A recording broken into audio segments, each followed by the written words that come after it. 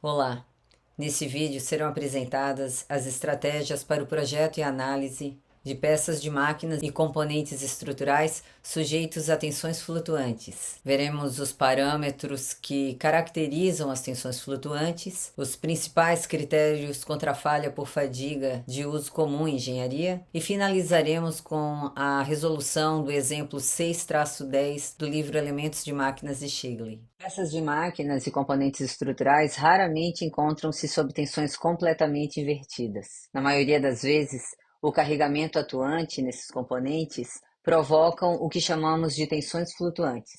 As tensões flutuantes são uma combinação de tensão estática constante no tempo e a tensão completamente invertida, caracterizada por suas componentes de tensão máxima e mínima, média e alternada. Aqui nessa figura podemos observar diferentes cargas variáveis no tempo. O carregamento completamente reverso, que já conhecemos dos estudos sobre as curvas SN, são caracterizados pela tensão média igual a zero. Isso ocorre porque a tensão máxima positiva é igual em magnitude à tensão mínima negativa. As cargas flutuantes possuem a tensão média constante diferente de zero. Um exemplo da atuação desse carregamento poderia ser uma mola de compressão, sujeita a uma pré-carga, que corresponde à tensão média, e que, em operação, é sujeita a cargas invertidas de tração e compressão a uma determinada amplitude. A carga repetida é um caso particular dos carregamentos flutuantes, onde a tensão mínima é igual a zero, e dessa forma, a amplitude de tensão e tensão média são iguais. Nesse último gráfico, temos um exemplo de uma carga com amplitude variável. Ela corresponde a um padrão de tensão-tempo mais complexo que os anteriores, onde não apenas a amplitude de tensão, mas também a magnitude da tensão média varia periodicamente. Esse tipo de gráfico representa, de forma simplificada, os trechos de espectros de tensões variáveis, como, por exemplo, em um componente estrutural de uma fuselagem de avião, durante uma operação típica, que inclui o reabastecimento, o deslocamento em solo, a decolagem, a ação de ventos, manobras e aterrissagem. Nesses casos, para prever e prevenir efetivamente a falha por fadiga, são necessários procedimentos específicos de análise de dano devido aos vários e diferentes espectros de carga. Na representação dos carregamentos flutuantes regulares, as coordenadas de tensão máxima e tensão mínima provenientes de resultados de testes são frequentemente encontrados na literatura e, a partir delas, as tensões média e a amplitude de tensão podem ser facilmente calculadas. Nessa apresentação, veremos que, por conveniência, alguns gráficos de falha por fadiga usam todas as 4 quantidades de componentes de tensão interrelacionadas. Para entendermos os gráficos que correlacionam as componentes de tensão flutuante, precisamos definir essas duas razões.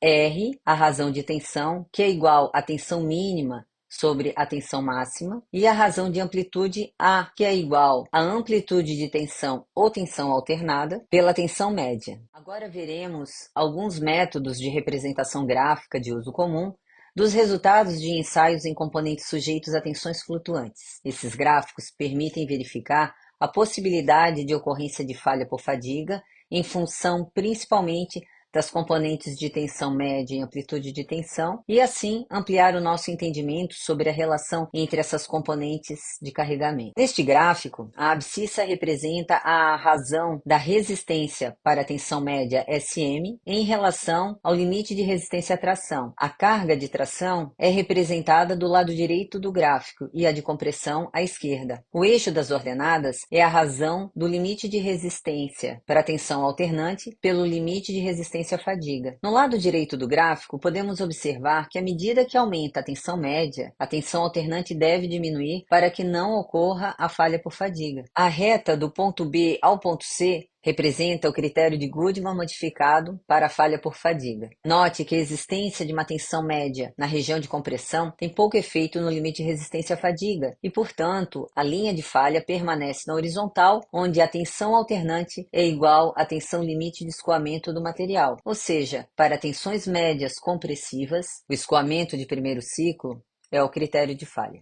Este gráfico, também normalizado, mostra os resultados de ensaios em aços, em diferentes níveis de combinação de tensão alternada e tensão média. O eixo das ordenadas é determinado pela razão da resistência à tensão alternada pelo limite de resistência à fadiga, e o eixo das abscissas definido pela razão da resistência à tensão média pelo limite de resistência à tração. Podemos observar que, embora haja muita dispersão dos dados, a parábola traçada nesse gráfico, chamada de curva de Gerber, pode ser ajustada aos dados plotados com uma razoável precisão e intercepta o eixo das ordenadas, onde SA é igual a SE, e o eixo das abscissas, onde SM é igual a SUT. Neste mesmo gráfico, temos novamente a linha referente ao critério de Goodman, iniciando e finalizando nos mesmos pontos da curva de Gerber. Podemos observar que o critério de Goodman corresponde a um ajuste razoável para o conjunto mais baixo de dados. Já a curva de Gerber é uma medida de comportamento médio desses parâmetros para materiais dúteis e, portanto, mais precisa, enquanto que a curva de Goodman é a medida do comportamento mínimo e, com isso, mais conservadora. Nesse gráfico, considere um carregamento flutuante com tensão média positiva. A existência dessa tensão de tração estática reduz a amplitude de tensão reversa que pode ser sobreposta. A flutuação de tensão indicada no caso de carregamento A corresponde a uma tensão completamente invertida. A tensão média é zero e a tensão alternada está dentro do limite de resistência à fadiga SE. A flutuação do caso B envolve uma tensão média de tração. Então, para ter uma vida em fadiga igual, nesse caso infinita, a tensão alternada deve ser menor que SE. Ao passar do caso de carregamento B para os casos C, D, E e F, a tensão média aumenta continuamente e, por isso, a tensão alternada deve diminuir correspondentemente. Quando a tensão máxima atinge SE, o carregamento localizado a nível microscópico já ocorre mesmo no carregamento em A. No caso de carregamento em D, a tensão máxima atinge o limite do escoamento e, então, começa o escoamento a nível macroscópico. A partir desse ponto, as flutuações de carga em E e F levam ao escoamento da peça na primeira aplicação de carga, mesmo estando dentro da região de vida infinita. Neste gráfico, temos novamente a representação do critério de Goodman modificado, semelhante ao gráfico anterior, mas nesse caso, as resistências à falha por fadiga estão relacionadas aos valores de todas as componentes de tensão para uma tensão média particular, representada por algum ponto ao longo da linha a 45 graus. Nesse gráfico, as abscissas indicam a tensão média, e as ordenadas, a amplitude de tensão, a tensão máxima e a tensão mínima. A linha cheia corresponde ao critério de Goodman modificado. Dessa forma, os carregamentos que possuem tensão máxima dentro dessa região não levarão a peça à falha por fadiga, ou seja, estarão sob vida infinita. As linhas de falha iniciam-se no eixo das ordenadas em SE positivo e SE negativo e estendem-se na direção do ponto de coordenadas SUT em ambos os eixos. Quando a tensão média excede o limite de escoamento, SY, o escoamento de primeiro ciclo torna-se o critério de falha. Observe que no ponto 1 indicado no gráfico, temos a tensão média igual a zero, ou seja, a tensão cíclica é totalmente reversa e o limite de resistência à fadiga é o próprio SE. Agora, observando o ponto 2, percebemos que quanto maior for a tensão média, menor é a amplitude de tensão admissível para que não ocorra falha por fadiga. No lado esquerdo, referente à compressão, podemos observar que as linhas de falha seguem paralelas. Isso ocorre porque os resultados obtidos em testes de laboratório indicam que as tensões médias de compressão não reduzem a amplitude de tensão alternada admissível e, portanto, as linhas de vida são consideradas constantes e paralelas à esquerda. Nesses casos, a limitação contra a falha é considerada por compressão estática. Esse gráfico é chamado de diagrama mestre de fadiga e é o único que apresenta a relação entre as quatro componentes de tensões flutuantes: tensão máxima e mínima, tensão média e amplitude de tensão. A curva para N igual a 10 nas 6 ciclos representa o limite de resistência à fadiga. Para os valores de R, essa curva inicia em R igual a menos 1 e termina em R igual a 1. No eixo das tensões alternadas, inicia em SE e no eixo das tensões médias, finaliza em SUT. Neste gráfico também são representadas as curvas para a vida constante em 10 na 4 ciclos e 10 na 5 ciclos. Qualquer estado de tensão, como indicado no ponto A, pode ser descrito pelas suas componentes de tensão máxima e mínima ou de tensão média e amplitude de tensão. A avaliação de segurança do projeto ou a não ocorrência de falha por fadiga é indicada sempre quando o ponto de carga, descrito pelas suas componentes de tensão, estiver abaixo da linha de vida constante. Quando a tensão média é de compressão, a falha ocorre sempre que sigma A for igual a SE, ou sempre que a tensão máxima for igual ao limite do escoamento do material sob compressão. O critério de Goodman é provavelmente a forma mais simples, por ser linear, de estabelecer as relações entre a tensão média e a amplitude de tensão, através de um limite para a vida infinita. Nesse gráfico também é representado a linha de Langer, que representa a ocorrência de escoamento. Observe que a interseção entre a linha de Langer e a curva de Goodman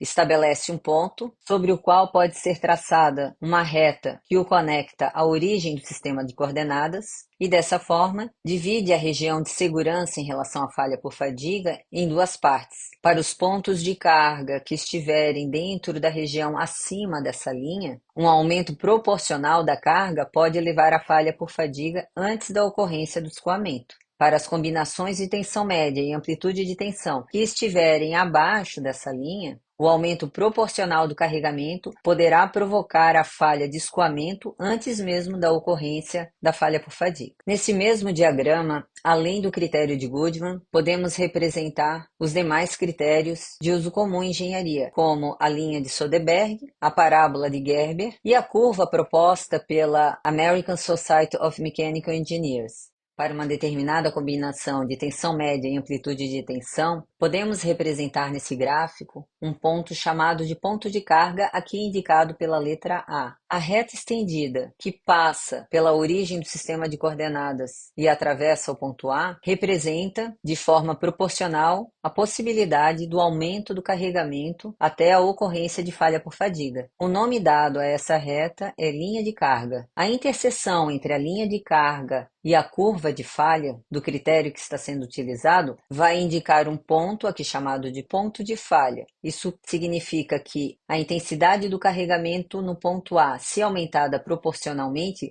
levará à falha por fadiga quando a tensão média for igual a SM e a amplitude de tensão for igual a SA. Para o carregamento apresentado no ponto A, o fator de segurança em relação à ocorrência de falha por fadiga é igual à razão entre as distâncias do ponto O ao ponto B e do ponto O até o ponto A. A localização do ponto de falha dependerá do critério que está sendo utilizado para a avaliação do projeto. Podemos calcular o fator de segurança para cada um dos critérios através das equações apresentadas aqui. Repare que para todos os 4 critérios apresentados, as equações são uma função das componentes de tensão flutuante sigma A e sigma M, do limite de resistência à fadiga e dos limites de resistência do material ao escoamento, SY, e à tração, SUT. No livro Elementos de Máquinas de Shigley, são apresentadas tabelas para cada um dos critérios, onde encontramos as equações da interseção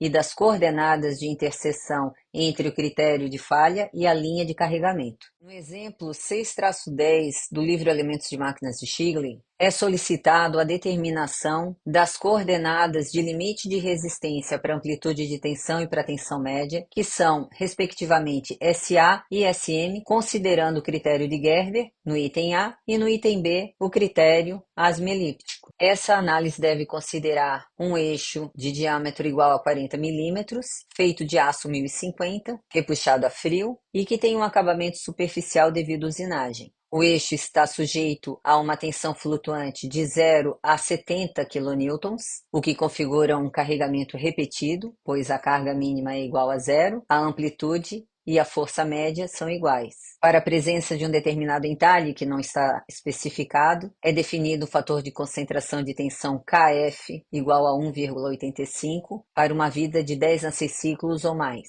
A primeira etapa de resolução é a determinação do limite de resistência à fadiga, Para isso, precisamos estimar o limite de resistência à fadiga do material, que é o aço 1050, cujo limite de resistência à tração é igual a 690 megapascal, sendo 690 megapascal menor do que 1400 megapascal. Podemos considerar que o limite de resistência à fadiga para esse material é igual à metade desse valor. O limite de resistência à fadiga do componente é definido pelo produto do limite de resistência à fadiga do material e os fatores modificadores obtidos a partir dos dados fornecidos. Dessa forma, SE é igual a 234 megapascal. Na próxima etapa, são calculadas as componentes de tensão nominal para amplitude de tensão e tensão média. É importante observar que no carregamento repetido, a amplitude de força e a força média são iguais e, portanto, sigma A nominal será igual a sigma M nominal. Para a tensão de tração, que é igual a força sobre área, substituindo a amplitude de força e a força média, que são iguais a 35 kN, e calculando-se a área a partir do diâmetro de 40 milímetros da barra sob tração repetida, chegamos ao valor da tensão nominal igual a 27,9 megapascal. Agora, a partir da tensão nominal, podemos calcular as componentes de tensão sigma A, que é igual a sigma M, multiplicando a tensão nominal pelo fator de concentração de tensão e fadiga, KF. Dessa forma, temos que sigma A, que é igual a sigma M, igual a 51,6 megapascal. A partir das componentes de tensão, do limite de resistência à fadiga e do limite de resistência à tração do material, podemos calcular o fator de segurança de acordo com o critério de Gerber através da equação 647.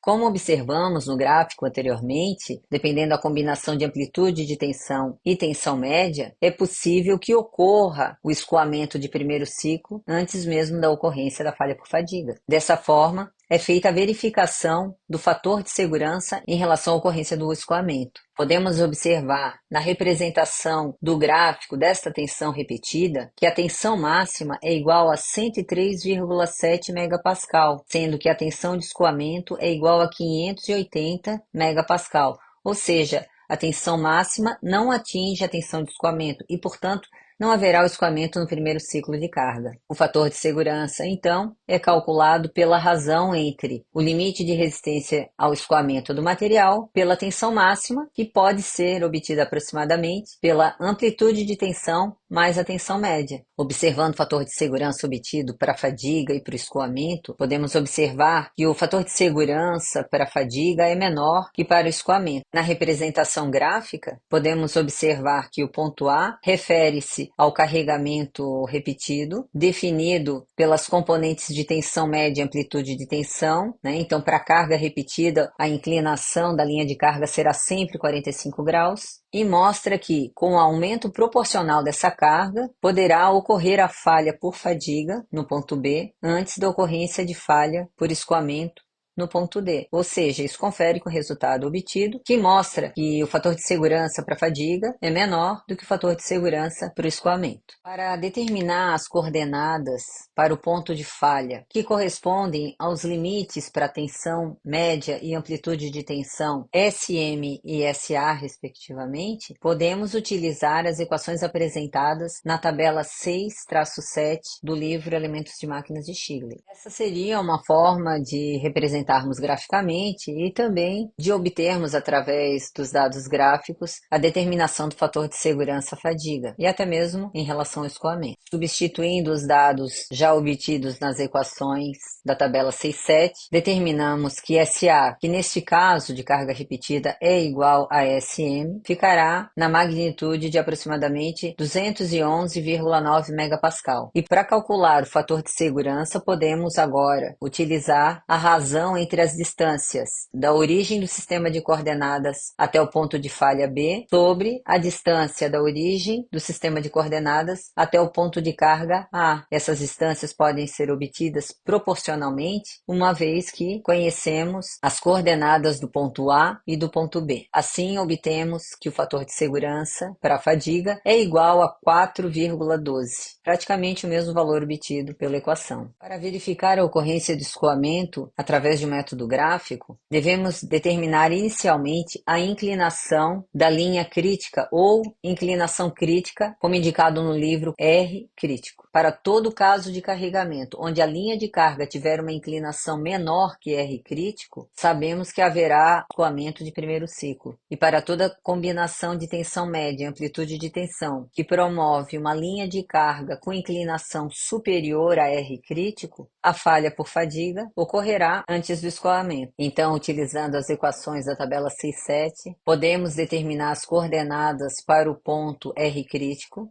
SA e SM, e dessa forma comparar a inclinação crítica com a inclinação da linha de carga que passa pelo ponto A. Como o carregamento no ponto A é um carregamento repetido, as componentes de tensão σA e σm são iguais e, portanto, a inclinação R é igual a 1, enquanto que R crítico calculado é igual a 0,312. Portanto, R crítico é menor do que R, o que indica que a fadiga, para esse caso de carregamento, ocorre antes do escoamento. Bom, com a resolução desse exemplo, eu encerro essa apresentação e sugiro uma boa revisão desse conteúdo, principalmente através da realização dos exercícios propostos.